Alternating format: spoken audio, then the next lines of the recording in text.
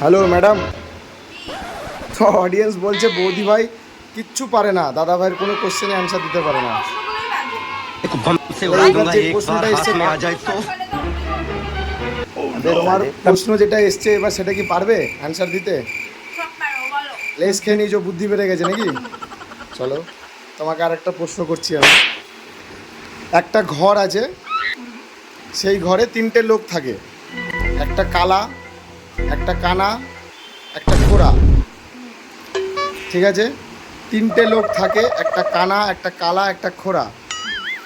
তিনজনের খুব খিদে পেয়েছে, কে প্রথম যাবে আটা পিসাই করতে?